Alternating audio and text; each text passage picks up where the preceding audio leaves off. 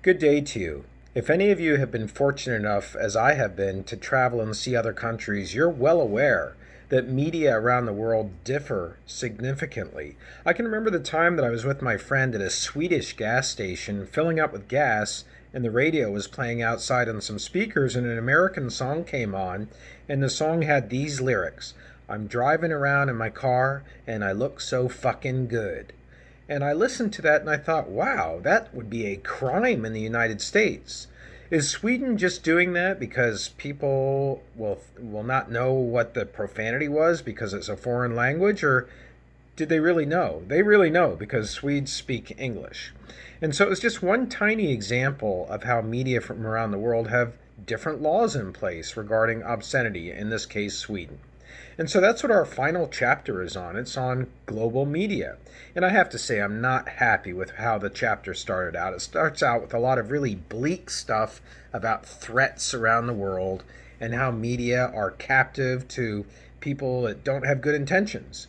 And I just don't think that that's a good way to look at this chapter. So I'm going to set it up my own way, and that is to say that in each different country, a media system will arise up because of the conditions that exist in that country. And the philosophy that guides that media system is going to be different depending on the country's history. So that's where that chapter heads. It heads into discussing each country according to some theories about how media should operate. Because media are not just allowed to grow up, they are formed, they are shaped, they are guided by government institutions, by culture, by laws. Media don't just grow up freeform. So let's take on the very first philosophy that will guide how a media system might grow up in a country. It's called authoritarian theory. Authoritarian theory coming from the 1500s. In retrospect, as we look back at authoritarian theory, we think, who would ever want to live in a country according to authoritarian theory? But authoritarian theory is actually practiced quite widely. Your parents practiced authoritarianism when you were 15 and they were deciding that you would have a curfew, and they would try and influence what friends you were hanging around with, and they would make rules of the house. And if you didn't follow the rules, maybe you get grounded.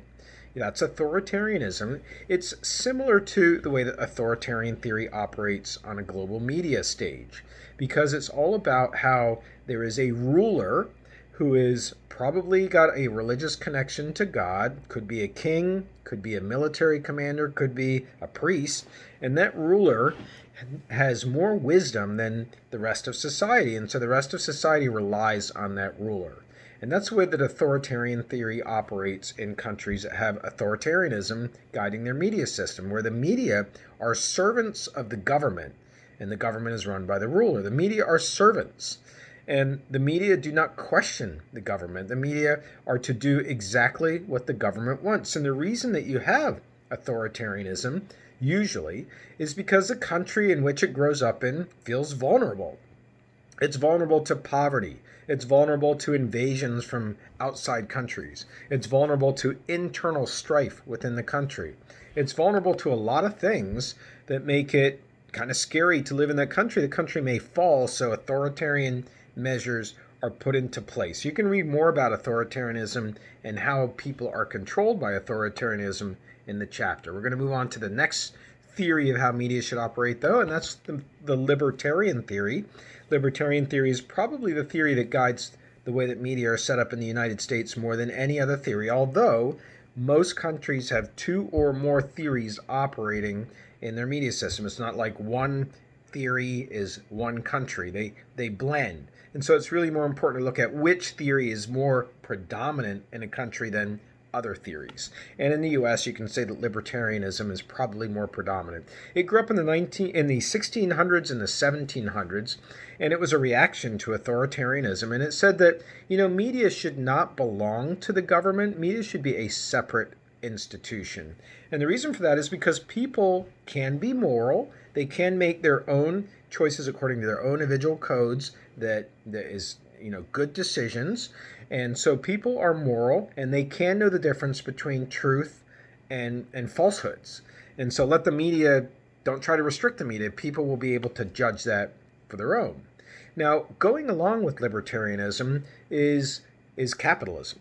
Not that capitalism is automatically part of libertarianism, but capitalism is just really well suited to libertarianism. And it's the idea that let the marketplace determine what media products are going to be continued on with. A television show that has bad audience ratings, they're going to cancel that TV show and replace it with another one. And so media under a libertarian system should be able to operate as profit-making businesses free from government control. The weakness of libertarianism is that it assumes that threats to freedom only come from government and not from the marketplace, where you can have corporations that are equally as restrictive of free speech. That is a weakness of libertarianism. Now let's go on to the next theory for how media systems grow up in a country. This is communist theory. Communist theory, it's a theory that you might just dismiss out of hand because it's got that word communist in it. Communism comes from the writings of Karl Marx in the 1800s. Karl Marx writing during industrialization, observing people working long factory hours, 12 hours a day in the dark, children working in factories in unsafe conditions, making not very much money, while the people who own the factories, or the means of production, as he called it, they were the ones who were making all the money. Now, in a capitalist framework, we say, oh, of course, they're the ones who are investing. They're the ones who are taking the risk. Communism looks at trying to even out the injustices in society, but in order to do that, it demands that the press has to not be a free entity. The press is not going to be a watchdog like it is in libertarian systems. It's not going to watch the government as a watchdog. Instead, the media's role is to support the Communist Party objectives. Under communism, there is no legitimate second political philosophy, so why even have an election for an alternate party? Communism is the only legitimate political system in a communist government, and therefore the media must serve the communist government, must serve the purpose of the communist government. And by the way, the intentions are not all dark as we would think about communism. Some of the intentions of communism are to elevate the tastes of the audience.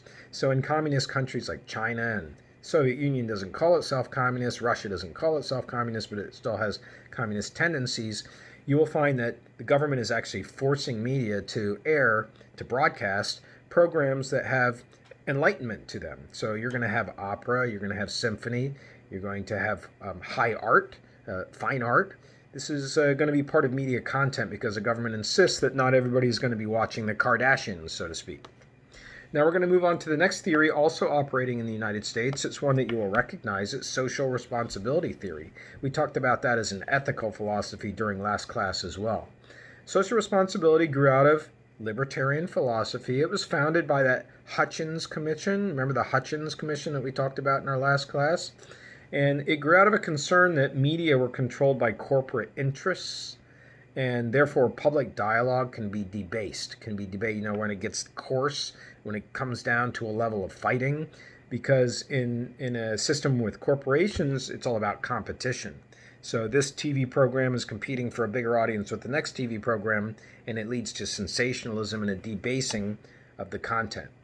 And as we mentioned before with social responsibility theory, it's understood that media have a privileged position in society. I mean, they can command audiences at a moment's notice. And so the media has to live up to that by in essence, policing itself.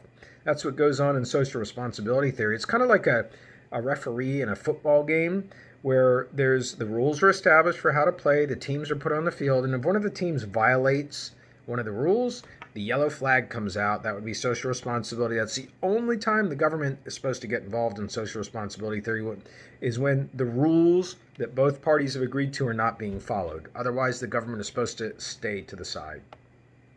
Now let's talk about the next theory. This next theory is called developmental theory. And this is an emerging theory. The other four theories, they're all well established. They're well established by a famous book that came out called Four Theories of the Press by Peterson and Schramm, or two of the authors. That book captured these four theories, and those four theories were describing media systems for years and years and years, until this new theory came out called developmental theory. Fairly new theory, and it's speaking to those countries that are developing countries. Now, if you're a person who talks about some countries as being, quote, third world countries, then you may not realize it, but you're being incredibly condescending and also out of date. because a third world country referred to a country in the Soviet Union, United States Cold War era.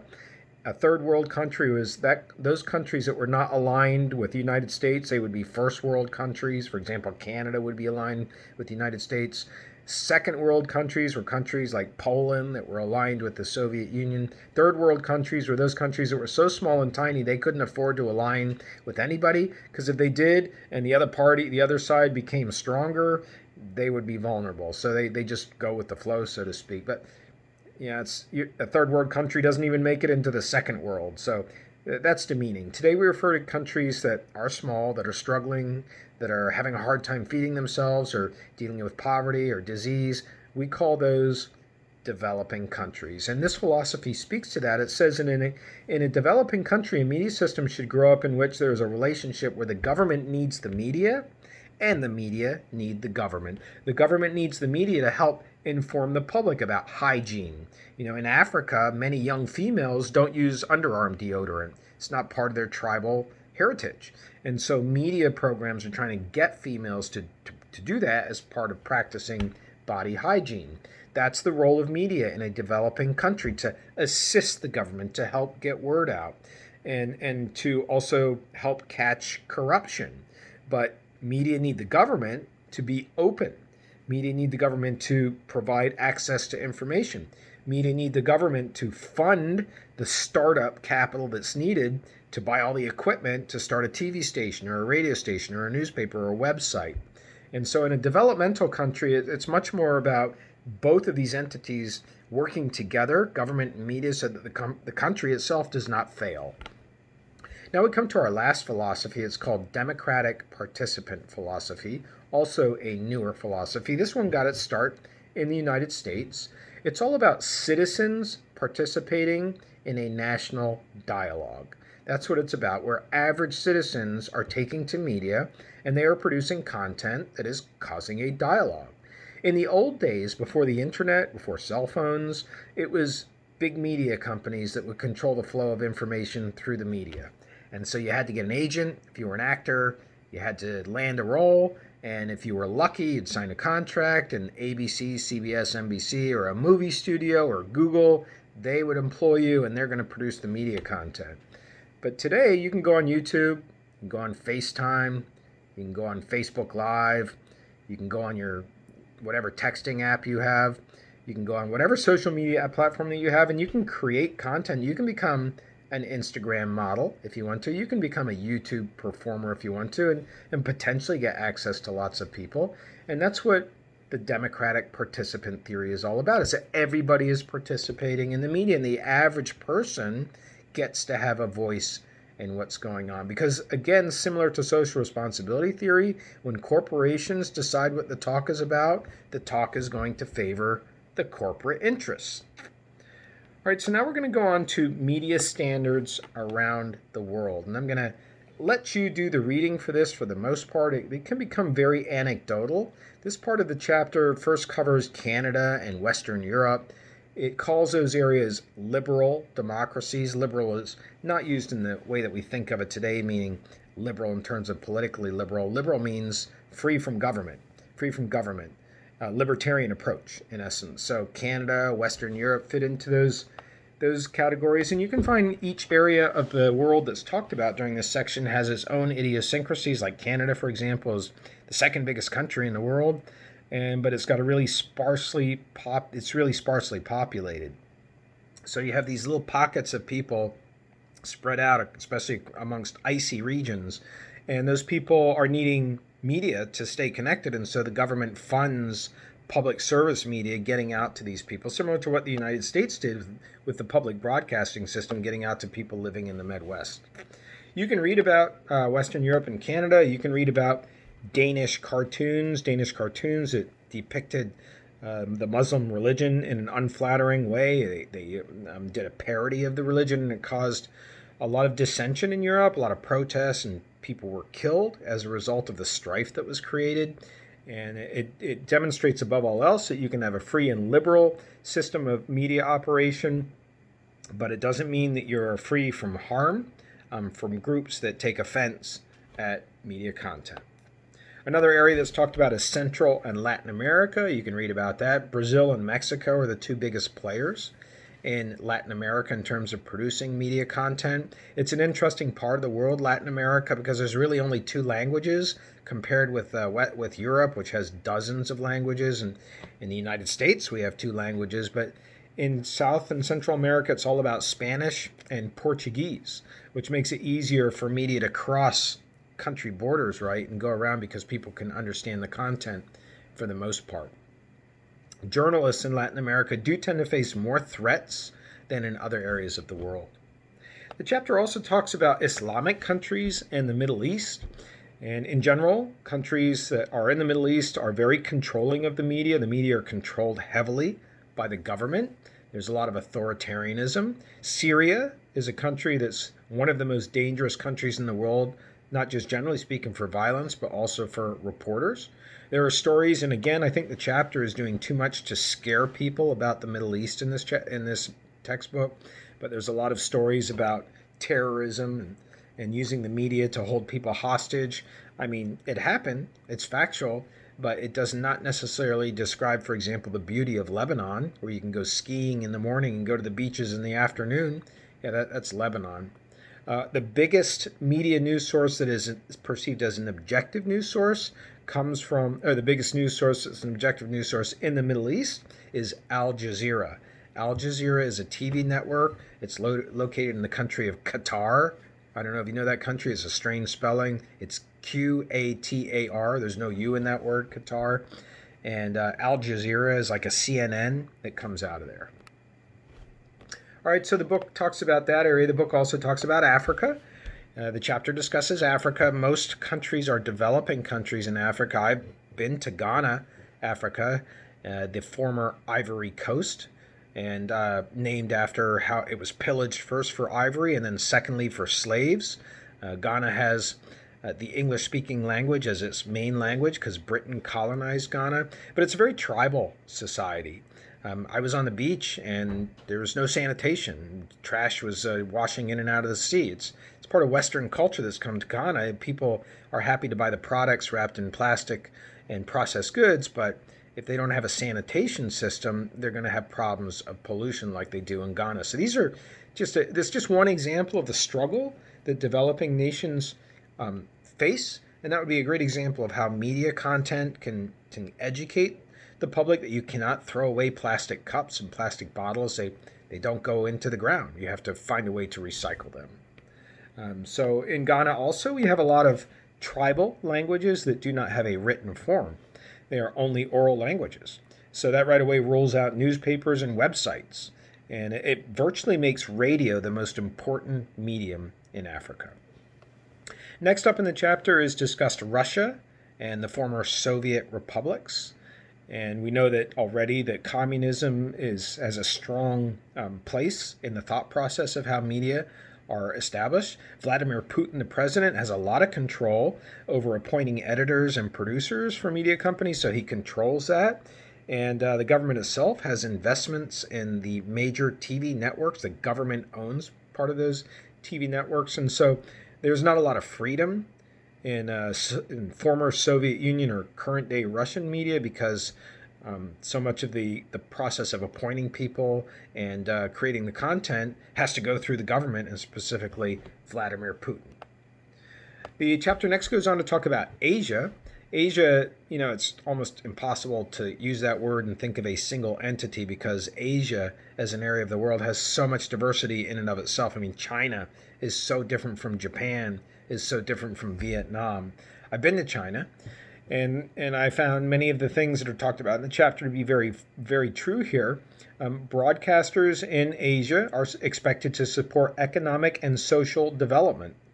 And so 3 countries are discussed here: India, China, and Japan, all very different. We will say that Japan is probably the closest media system to the United States across the world. Yeah, Japan. And the main reason for that is because after World War II, our General MacArthur, set up their economy, and he set up a capitalistic economy. That's why you have so many vehicles like Toyota, Honda being produced in Japan, and so many electronics. Sony is a massive media electronics company, and there's a lot of profit making that goes on in Japan. So you can read more about Japan. Japan's main media content that's known from around the world is manga cartoons. Manga cartoons are targeted at adults and they contain violence and softcore pornography. Manga and Japanese anime, the tradition that it grows out of, is well represented from Japan. And then we come to the United States finally. It's the last country. It's a country that you really learn a lot about by studying other countries. And in fact, I teach a course. If you're interested in this material, I invite you to take it coming this fall. It's called Comparative Media. I'm also teaching that course this summer, Comparative Media, CMST 410. Normally, I teach that course overseas. I've taught that course in Sweden, England, France, China, Puerto Rico, St. Croix, the Dominican Republic, Mexico. I've taught it in a lot of different places, that course.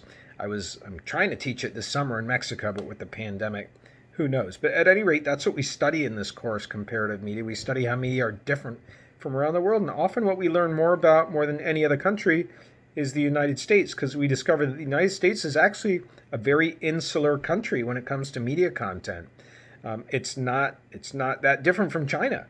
It's very hard for you to turn on television. It's very hard for you to listen to radio and hear anything foreign at all. And if we have foreign people come over like Jim Carrey or Shania Twain or Justin Bieber, they're all Canadians, right? But they get Americanized. They get brought in. We almost think of them as American. We don't even really know that they're Canadian.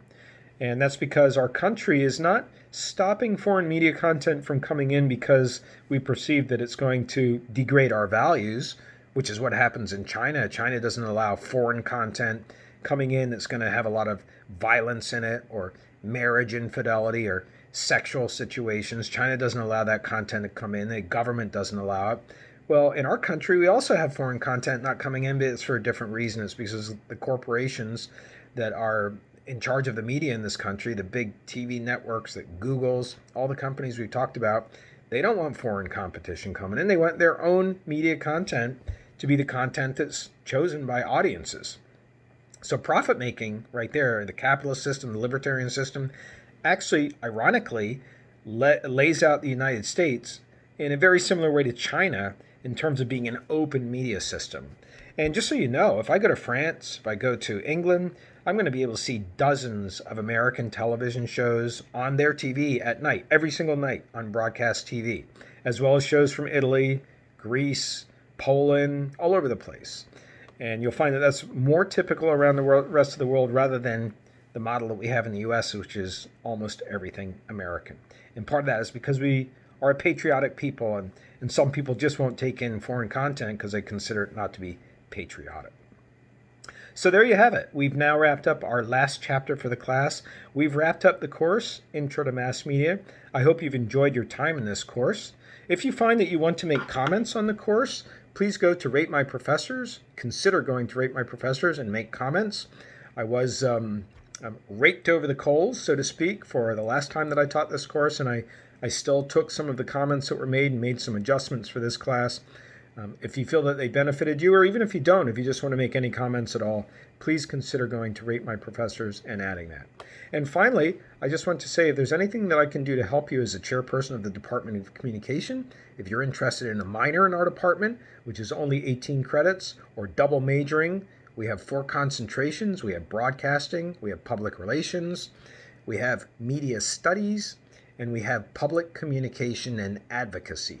If you're interested in any of those 4 concentrations, please go to our webpage or schedule a meeting with me. I'd be glad to help you out. We also have a master's degree, and if you do a minor in our department, you can participate in what's known as the accelerated program. That means when you're a senior with 90 credits, if you have a 3.0, you're eligible to take up to 9 graduate credits in our graduate MA program. 9 graduate credits, and those credits count towards your undergraduate. You're paying for them at undergraduate tuition rates rather than graduate tuition rates. But most of all, they shorten our MA from 15 months to just 1 year.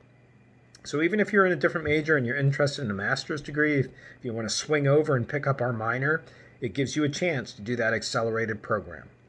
And in the meantime, I wish you all the best for the rest of your winter holiday, and I hope you have a very smooth start to the beginning of your spring semester. Best wishes to you.